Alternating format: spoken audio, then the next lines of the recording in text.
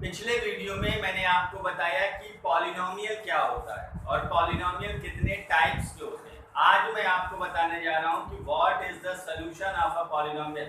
इसे आप सॉल्यूशन भी कह सकते हैं या दूसरा नाम इसका जीरोज भी है। तो जीरोज या सॉल्यूशन क्या होता है आइए देखते हैं।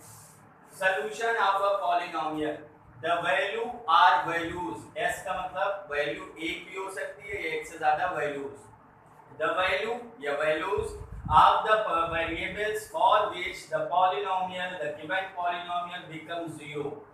वेरिएबल की वो वैल्यू, एक वैल्यू या एक से ज्यादा वैल्यू जिसके लिए पूरा का पूरा पॉलिनोमियल आपका जीरो हो जाए, यानी पूरा कट के जीरो हो जाए, वो वैल्यूज वेरिएबल की जो होंगी वो क्या कहलाएंगी, या तो सॉल्यूशंस या फिर जीरोज ऑफ द पॉलिनोमियल। यानी कहने का मतलब ये हुआ कि वेरिएबल की वो वैल्यू जिसको सब्स्टिट्यूट करने पे, रखने पे पूरा पॉलिनोमियल जीरो हो जाए, वो वैल्यूज आपकी जीरोज ऑफ द पॉलिनोमियल है। Let us take an example. आइए इसे एक एग्जांपल से समझते हैं।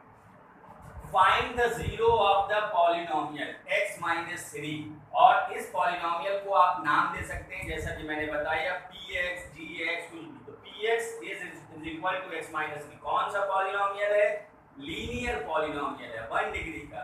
इस लीनियर पॉलिनोमियल के आपको जीरो फाइंड करना है। तो x-3 आप सबसे पहले बताइए, जैसे यहाँ पे देखिएगा ध्यान से, x यहाँ पे था। अब आप मुझे बताइए कि x की जगह क्या लिख दें कि जीरो हो जाए। आप कहेंगे 3-3, जब आप करेंगे तो बराबर जीरो मिल जाएगा।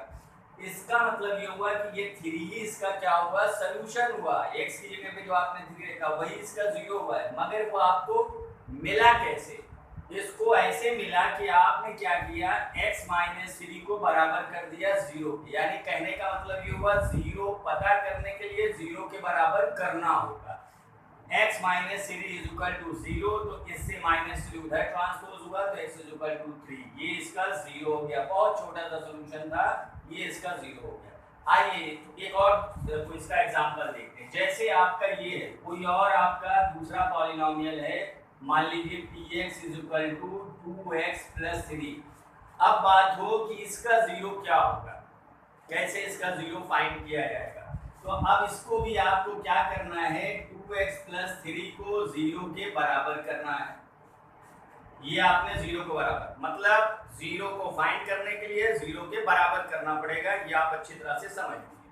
अब उसके बाद जब पहले 3 उधर जाएगा, 3 उधर ट्रांसपोज होगा, तो ये हो गया -3। उसके बाद फिर x इज इक्वल टू -3/2।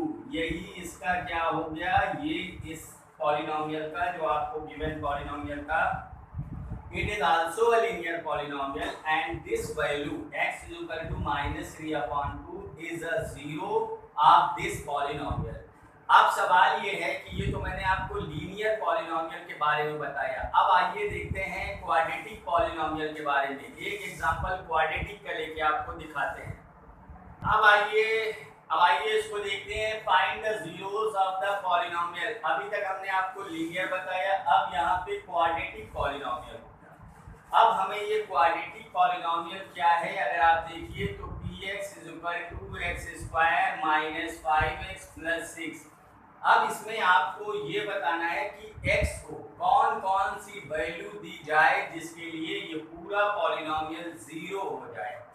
इसके लिए आपको क्या करना होता है, लीनियर के लिए तो आप बराबर जीरो करके कर लेते हैं। इसके लिए सबसे पहले मैंने जैसा कि आपको बताया कि इसे क्या करेंगे, x² माइनस 5x प्लस 6 बराबर कर लिया जीरो के। आपने इसको पुट कर लिया बराबर जीरो के।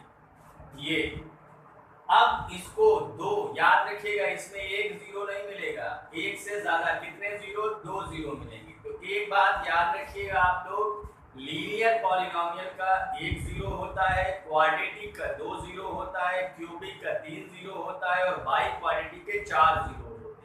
कहने का मतलब ये कि पॉलिनोमियल की जितनी डिग्री होगी उतने ही उसका सॉल्यूशन या जीरोस होंगे। तो यहाँ क्वाड्रेटिक पॉलिनोमियल है जिसके 2 जीरोस होंगे।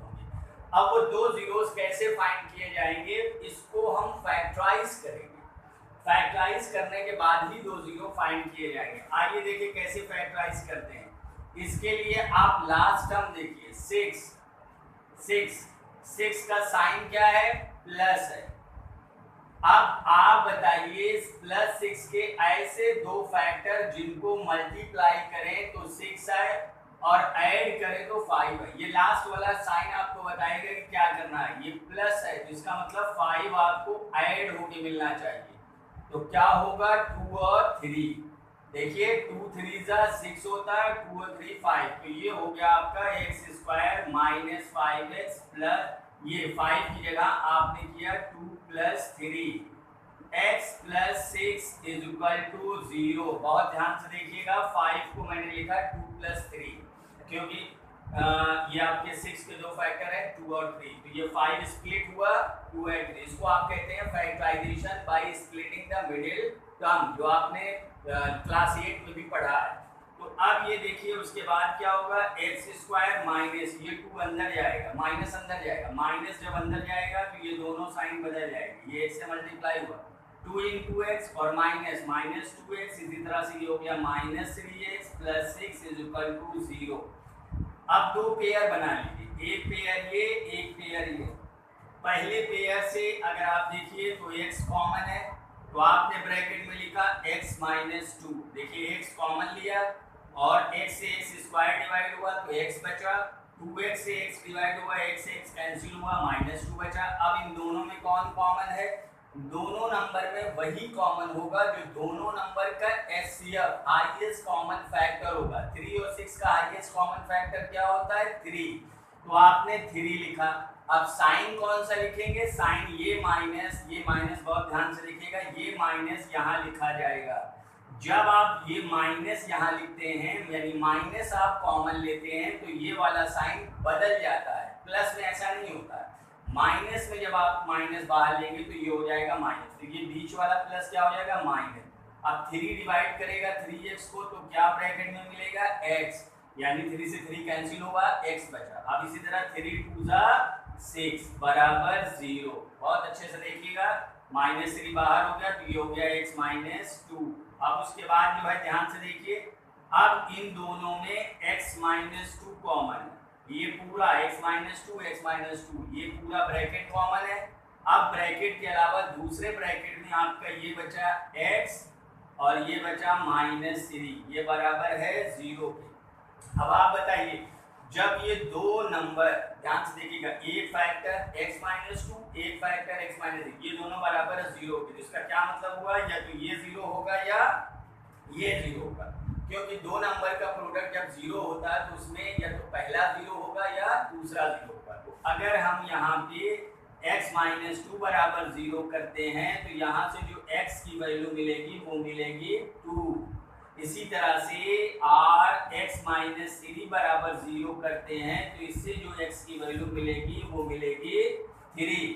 तो इसका मतलब क्या हुआ, बहुत ध्यान से इधर देख लीजिएगा, इसका मतलब ये होगा therefore x = 2 and x = 3 are the zeros of the given polynomial px। ये जो आपका पॉलिनोमियल px था उसके ये गिवन आपके जो पॉलिनोमियल px था उसके ये दो जीरोस हो गए। तो आपने देखा क्वाड्रेटिक में 2 0 है। इसी तरह से एक और क्वेश्चन देखिएगा, इस तरह से अब एक क्वेश्चन और आपका एनसीईआरटी में बनता है, उसमें जीरोस फाइंड नहीं करने रहते, उसमें चेक करना रहता है कि क्या ये 0 है या नहीं है। जैसे आपका एक एग्जांपल मैं बता रहा हूँ, इस तरह से भी हो सकता है कि जैसे ये आपका है, बहुत ध्यान से देखिएगा, 4x - 3 ये आपका पॉलिनोमियल है और यहाँ पे ब्रैकेट कॉमा करके ये दिया हुआ है कि x = 3/4। आपको इस तरह के क्वेश्चन भी एनसीईआरटी में मिल जाएंगे कि आपका पॉलिनोमियल दिया रहेगा और एक वैल्यू वेरिएबल की दी रहेगी और चेक करना होगा कि क्या ये वैल्यू x = 3/4 इसका 0 है या नहीं है। तो इसके लिए आपको क्या करना होगा, p और x जहाँ पे है वो x रिप्लेस होगा 3/4 से, तो ये हो गया p 3/4। बहुत ध्यान से देखिएगा, कहने का मतलब ये वैल्यू जो x = 3/4 है वो इस पॉलिनोमियल में सब्स्टिट्यूट की जा रही है। तो x is x is replace by 3/4। तो यहाँ पे 4 मल्टीप्लाइड बाई क्या था x, और x क्या है 3/4 माइनस 3, 4 से 4 कैंसिल, तो ये हो गया 3 माइनस 3 बराबर 0। तो इसका मतलब क्या हुआ, इसका मतलब ये जो गिवन वैल्यू है वो इसकी 0 है। क्यों 0 है, क्योंकि इसके रखने पे, इसके सब्स्टिट्यूट करने पे पूरा पॉलिनोमियल आपका 0 हो गया। तो therefore x is equal to 3/4 is a 0 of Px, is a 0 of Px। तो इस तरह से आपने ये देखा, कि दो तरह के क्वेश्चंस होंगे। एक में ये होगा कि आपको 0 फाइंड करना होगा, दूसरा ये हो सकता है कि 0 दिया रहे और आपको चेक करके बताना हो कि वो 0 इस पॉलिनोमियल का है या नहीं है। और आशा करते हैं, उम्मीद करते हैं कि वीडियो आपको बहुत अच्छा लगा होगा और बहुत अच्छे से समझ में आया होगा। और इसके बाद अगर कोई कमेंट या कोई कंफ्यूजन होगा तो कमेंट बॉक्स में ज़रूर शेयर कीजिएगा। Thank you for watching the video.